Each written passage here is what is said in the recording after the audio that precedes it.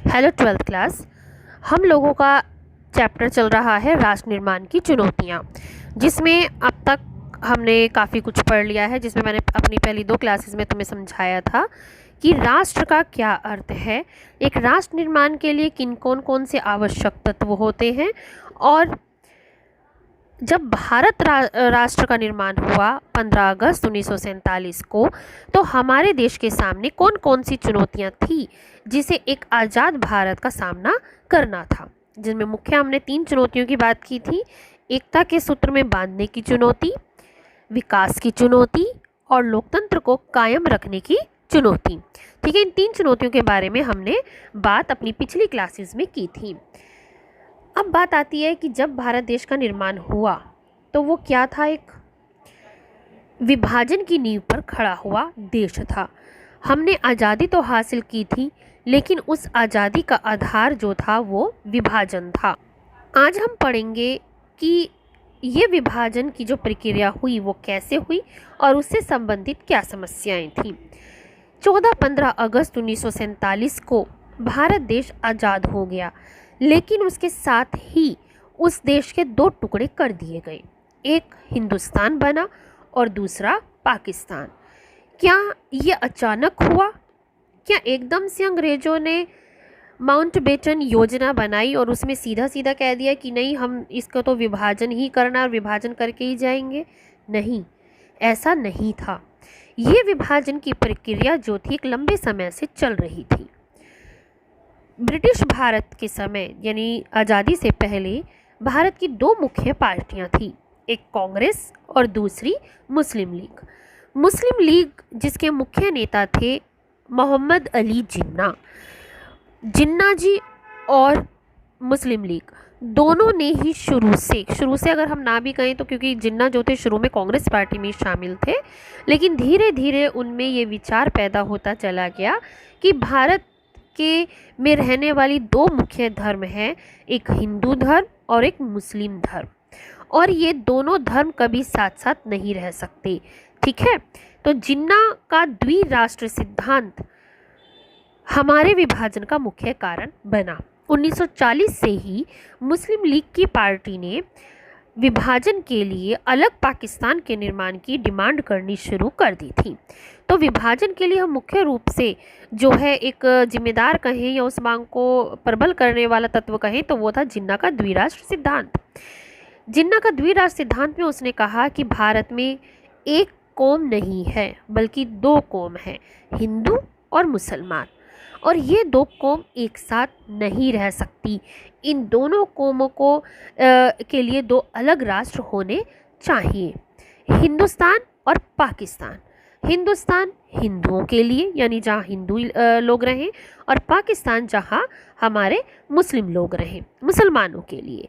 ठीक है, तो जिन्ना जी ने द्विराष्ट्र सिद्धांत की ये डिमांड की कि हिंदुओं के लिए हिंदुस्तान बनाया जाए और मुसलमानों के लिए पाकिस्तान बनाया जाए। और उन्होंने कहा कि इससे कम पर वो किसी भी कीमत पर आज़ादी किस तरीके से हासिल की जाए उसे मानने के लिए तैयार नहीं है। उनकी एक ही सिर्फ डिमांड है कि भारत का विभाजन किया जाए, मुस्लिम बहुल इलाकों को एक अलग देश का नाम दिया जाए, पाकिस्तान। ठीक है, 1940 से डिमांड बढ़ते काफ़ी बढ़ गई थी, और 16 अगस्त 1946 से मुस्लिम लीग ने इस पर सीधी कार्यवाही शुरू कर दी। उन्होंने कहा अब हम मानेंगे तो सिर्फ विभाजन के साथ ही मानेंगे आज़ादी को, नहीं तो किसी भी कीमत पर नहीं मानेंगे। और मुस्लिम लीग ने 16 अगस्त 1946 से सीधी कार्यवाही शुरू कर दी। इसके लिए पूरे देश में दंगे फसाद हुए, सांप्रदायिक दंगे यानी धर्म के आधार पर दंगे होना, हिंदू मुसलमानों के बीच दंगे होना। जगह जगह मुस्लिम लीग ने दंगे फैलाने शुरू कर दिए कि उनकी सिर्फ एक ही मांग है, मुसलमानों के लिए पाकिस्तान अलग राष्ट्र की निर्माण किया जाए, उसके अलावा वो किसी बात पर नहीं मानेंगे। ये दंगे इतने ज़्यादा बढ़ गए कि कांग्रेस को भी आखिर ये बात माननी पड़ी। ब्रिटिश सरकार तो पहले ही तैयार थी, ठीक है, क्योंकि उनकी तो नीति ही रही थी फूट डालो शासन करो, तो वो तो इस बात पर तैयार थी। और अब क्योंकि दंगे इतने ज़्यादा बढ़ चुके थे, लोगों के साथ इतनी मारकाट हो रही थी कि बाकी नेताओं को भी इस पर अपनी सहमति देनी पड़ी। तो इस सीधी कार्यवाही का जो परिणाम निकला, परिणति यानी परिणाम निकला, वो था कि 14-15 अगस्त 1947 को भारत देश को आज़ादी मिल गई। लेकिन ये आज़ादी विभाजन के साथ मिली, जिसका इस विभाजन का आधार था धर्म, हिंदू धर्म और मुस्लिम धर्म। हिंदू धर्म के लिए हिंदुस्तान बनाया गया और मुस्लिम धर्म के लिए पाकिस्तान का निर्माण किया गया। और इस तरह एक विभाजन की नींव पर हमने अपनी आज़ादी हासिल की। लेकिन आज़ादी मिलते ही क्या सब कुछ सॉल्यूशन हो गया? नहीं, अभी तो समस्याएं और थी। हमने पहले पढ़ा था ना कि राष्ट्र निर्माण की क्या चुनौतियां थी, वो चुनौतियां थी। साथ ही ये जो योजना बनाई गई थी, क्या उसे भी हमने इतनी जल्दी हासिल कर लिया? नहीं, विभाजन तो कर दिया गया, ये तो कह दिया गया कि हिंदू बहुसंख्यक इलाके जो हिंदुस्तान में रहेंगे और मुस्लिम बहुल इलाके जो है पाकिस्तान में जाएंगे। लेकिन क्या ये सब इतना आसान था? नहीं था। विभाजन की प्रक्रिया इतनी आसानी से अमल में नहीं लाई गई, उसके साथ बहुत सारी समस्याएं जुड़ी हुई थी। विभाजन से संबंधित बहुत सारी समस्याएं थी बच्चों। देखो, जैसे पहला आता है मुस्लिम बहुल इलाके। ऐसा नहीं था कि पूरा भारत जो था वो इस तरह से डिवाइडेड था कि पूरा नॉर्थ जो है उसमें मुसलमान रहते हैं और साउथ में हिंदू रहते हैं, ऐसा नहीं था। मुसलमान तो जगह जगह फैले हुए थे। तो कोई भी एक इलाका अगर हम कहें तो अलग से ऐसा नहीं था जिसे हम मुस्लिम बहुल इलाका कह सकें। अगर ऐसा था तो वो था एक पूर्व में और एक पश्चिम में। एक मुस्लिम बहुल इलाका अगर पूर्व में था तो एक दूसरा जो था वो पश्चिम में था। देखिए, जैसे यहाँ पर हम देखते हैं, ये पश्चिम का इलाका था आपका, ये इलाका जहाँ मुस्लिम बहुल इलाका था, और दूसरा जो था यहाँ था।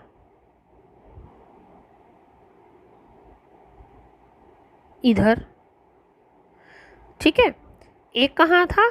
यहाँ, और दूसरा था यहाँ। इस तरीके से कोई एक इकट्ठा नहीं था कि मुसलमान जो हैं वो एक जगह इकट्ठे हैं और उतने हिस्से को काटकर अलग पाकिस्तान बना दिया जाए।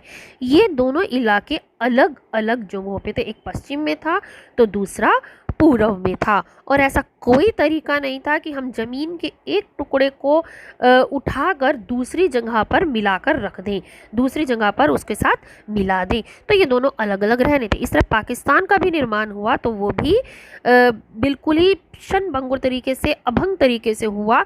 यानी उसका पाकिस्तान का एक टुकड़ा पश्चिम में था तो दूसरा टुकड़ा उसका पूर्व में था। एक को पश्चिमी पाकिस्तान कहा गया और दूसरे को पूर्वी पाकिस्तान कहा गया, और उसके बीच में हमारा पूरा जो था भारत इलाका था।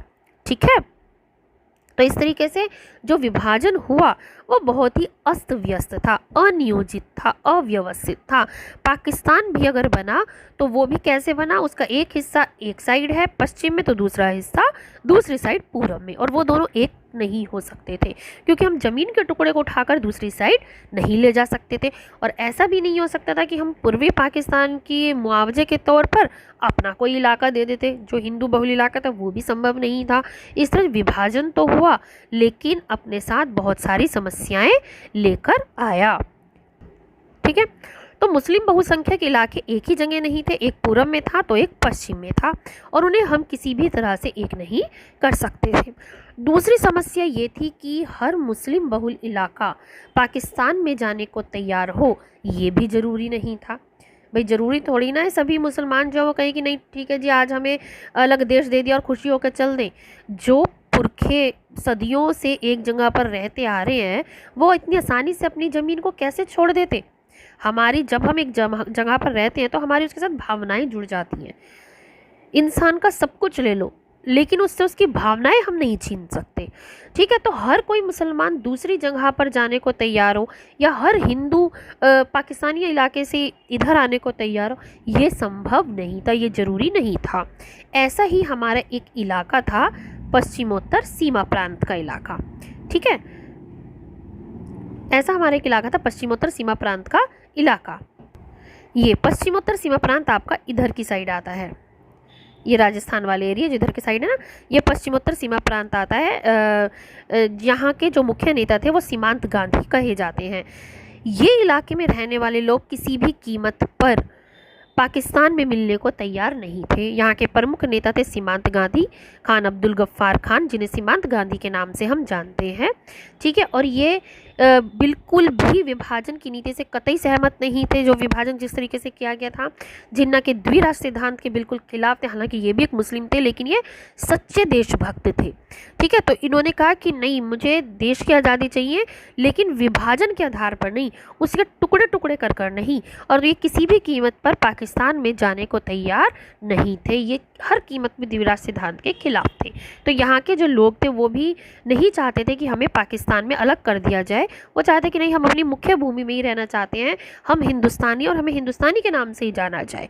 विभाजन के सख्त खिलाफ थे, लेकिन इनकी बात नहीं सुनी गई और इस प्रांत को जो था पाकिस्तान में मिला दिया गया।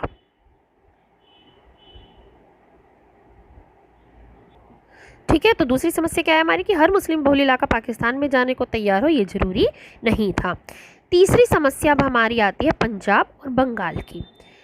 पूरे भारत में मुसलमान और हिंदू हर जगह फैले हुए थे, लेकिन ये दो राज्य ऐसे थे, पंजाब और बंगाल, ये दो राज्य ऐसे थे जहाँ पर जो था मुस्लिम और हिंदू बहुसंख्या, दोनों ही बहुसंख्या में, मतलब मुस्लिम भी थे और हिंदू भी थे, और इनका इलाका कुछ ऐसा था कि वो मुस्लिम बहुल इलाका उसे हम कह सकते हैं।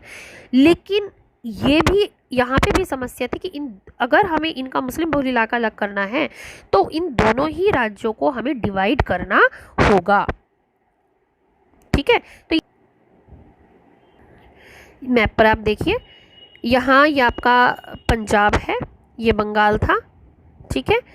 यहाँ पर भी इस तरीके का ही विभाजन था, और यहाँ आपका ये जो पंजाब वाला इलाका है, ये दोनों राज्य ऐसे थे जहाँ पर मुस्लिम बहुसंख्यक इलाके थे, और लेकिन इनको पाकिस्तान में भेजना उसी तरीके से संभव था, इनका विभाजन करके, यानी पंजाब को भी विभाजन कर दिया जाए और बंगाल को भी विभाजित कर दिया जाए। और इसकी वजह से यहाँ पर बहुत ज़्यादा दंगे हुए। सबसे ज़्यादा जो सांप्रदायिक दंगे हुए बच्चों, वो इसी इलाके में हुए थे। तो आपका क्वेश्चन आता है कि वो दो कौन से राज्य थे जो सबसे ज़्यादा विभाजन से प्रभावित हुए?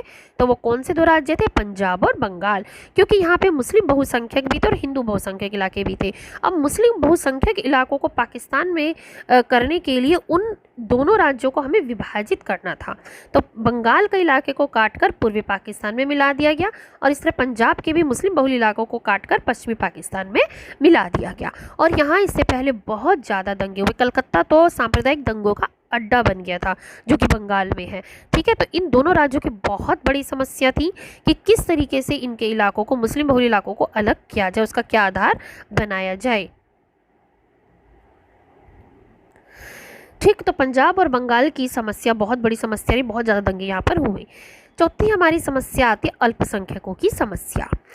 अल्पसंख्यक जो थे वो हिंदुस्तान वाले इलाके में भी बहुत सारे थे, और पाकिस्तान वाले इलाके में भी अल्पसंख्यक थे। मतलब पाकिस्तान में बहुत से हिंदू और सिख भी रहते थे, और हिंदुस्तान में बहुत से मुसलमान भी रहते थे। तो अब कल तक जो देश इनका था, अब ये यहीं पर विदेशी बन गए, ये अल्पसंख्यक बन गए। अब इन्हें पता ही नहीं था, 15 अगस्त तक आते आते इन्हें ये नहीं पता था कि हमें कहाँ जाना है। पाकिस्तान के इलाके में रहने वाले हिंदू सिखों को ही नहीं पता था कि भैया हमें कहाँ जाना है अपना घर बार छोड़कर, ठीक है, अपना घर बार छोड़कर हमें कहाँ जाना है। ये चीज़ बिल्कुल जो थी, पता ही नहीं थी इस चीज़ के बारे में। जो पाकिस्तान की साइड रहने वाले हिंदू और सिख थे, उन्हें नहीं पता था कि हम यहीं पर रहेंगे या कल हमें यहाँ से पराया करके भगाकर हिंदुस्तान भेज दिया जाएगा। सॉरी। और हिंदुस्तान में रहने वाले जो मुसलमान थे, उन्हें ये नहीं पता था कि कल हमें कहाँ जाना है। तो इस तरह ये लोग अपनी ही ज़मीन पर विदेशी हो गए थे, और 15 अगस्त आते आते तक इन्हें ये नहीं पता था कि आखिर हमारा कल देश कौन सा होगा। अल्पसंख्यकों की समस्या बहुत बड़ी थी, और यही जो लोग थे वो दूसरे देशों में शरणार्थी बनकर गए, और शरणार्थियों की समस्याओं के साथ एक बहुत बड़ी समस्या जुड़ी हुई थी, जो हम आगे के टॉपिक में करेंगे, ठीक है। नेक्स्ट था हमारा कि भूभाग के साथ अब समस्या ये नहीं थी कि ज़मीनें बांट दी गई। विभाजन से संबंधित एक समस्या और क्या थी? ज़मीनें तो बांट दी गई, पश्चिमी पाकिस्तान और पूर्वी पाकिस्तान बन गया, हिंदुस्तान का विभाजन हो गया, लेकिन उसके साथ साथ ये था कि जितने भी गवर्नमेंट मटेरियल था, कुर्सी थी, मेज थी, टाइपराइटर्स थे, वाद्य यंत्र यानी जो वाद्य यंत्र होते हैं म्यूज़िक के से रिलेटेड, पुलिस थी, सरकारी कर्मचारी थे, इनका भी पूरा पूरा विभाजन किया गया। इस तरीके से इन सभी सरकारी कर्मचारी, पुलिस कर्मचारी, वाद्य यंत्र, कुर्सी, मेज आदि किस तरीके से डिवाइड किए जाएं, किस तरीके से विभाजित किए जाएं, किसको कहाँ भेजा जाए, ये भी एक बहुत बड़ी समस्या थी। ठीक है, तो बच्चों हमें क्या पता चलता है कि विभाजन तो आया, लेकिन विभाजन की प्रक्रिया को लागू करना बहुत मुश्किल काम था, उससे बहुत सारी समस्याएं जुड़ी हुई थी। जैसे एक बार फिर से देख लीजिए, मुस्लिम बहुसंख्यक इलाके एक जगह इकट्ठे नहीं थे, एक भाग पूर्व में था तो दूसरा पश्चिम में, और बना पश्चिमी पाकिस्तान और पूर्वी पाकिस्तान। दूसरा, हर मुस्लिम बहुल इलाका पाकिस्तान में जाने को तैयार हो ऐसा ज़रूरी नहीं था। इसका एग्जाम्पल है पश्चिमोत्तर सीमा प्रांत। थर्ड, पंजाब और बंगाल की समस्या, क्योंकि यहाँ पर मुस्लिम बहुसंख्यक इलाकों को अलग करने का अर्थ इन दोनों राज्यों का विभाजन कर देना, और जिसके कारण यहाँ पे बहुत सारे सांप्रदायिक दंगे हुए।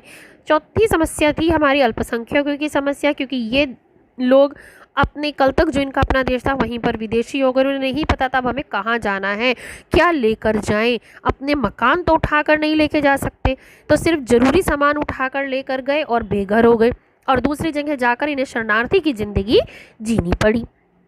भूभाग के साथ साथ इनकी कुर्सी, मेज आदि सब कुछ बट गया था। कुर्सी, मेज, कर्मचारी, पुलिस, वाद्य यंत्र आदि का भी विभाजन कर दिया गया। इस तरीके से विभाजन अपने साथ एक बहुत बड़ी समस्या लेकर आया था, बहुत सी चुनौतियां लेकर आया था। ठीक है, आगे की क्लास में हम लोग पढ़ेंगे कि आखिर विभाजन के क्या परिणाम रहे, विभाजन ने हमें विरासत में क्या दिया। ओके बच्चों, फिर मिलते हैं अगली क्लास।